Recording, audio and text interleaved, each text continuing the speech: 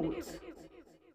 अमलोकचंद महाविद्यालय येथील खेळाडूला राष्ट्रीय स्तरावर बेसबॉलचे सुवर्ण पदक। स्थानिक यवतमाळ येथील अमलोकचंद महाविद्यालयाच्या खेळाडू 68 शालेय राष्ट्रीय बेसबॉल स्पर्धेत सुवर्ण पदाचा मानकरी ठरला। सविस्तर असे की 19 वर्षाखालील 68 शालेय राष्ट्रीय बेसबॉल स्पर्धा महाराष्ट्रातील नांदेड येथे पीपल्स कॉलेजच्या स्टेडियमवर खेळल्या गेली। या चॅम्पियनशिपमध्ये भारतातील समस्त राज्यांतून एकूण 14 संघ रणांगणात उतरले होते। यामध्ये महाराष्ट्रातर्फे चयन केलेल्या बेसबॉल संघामध्ये यवतमाळ येथील अमलोकचंद महाविद्यालयाचा खेळाडू दक्षण नितीन रामटेके याची निवड महाराष्ट्राच्या संघात झाली होती।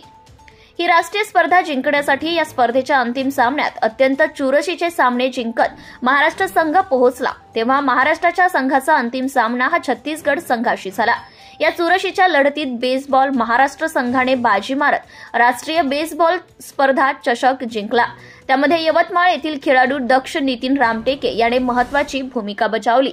अंतिम सामन्याच्या लढतीत महाराष्ट्र विरुद्ध छत्तीसगड अशा सामन्यात महाराष्ट्राने बाजी मारली। या महाराष्ट्राच्या संघात यवतमाळ येथील खेळाडू दक्ष नितीन रामटेके हा सुवर्ण पदकाने सन्मानित झाला। तो आपल्या विजयाचे श्रेय आई वडील तसेच शारीरिक शिक्षक पियुष चांदेकर, पंकज शेलोटकर, भाकित मेश्राम, निशांत सायरे यांना देते।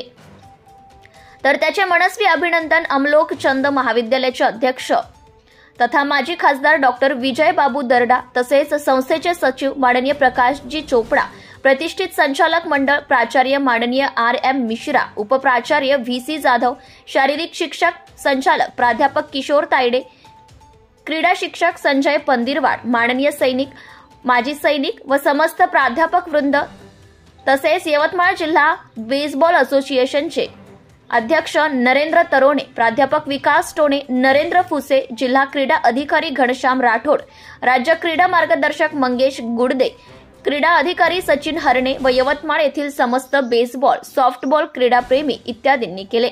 प्रतिनिधी Syed Mateen. Subscribe now and press the bell icon. Never miss an update.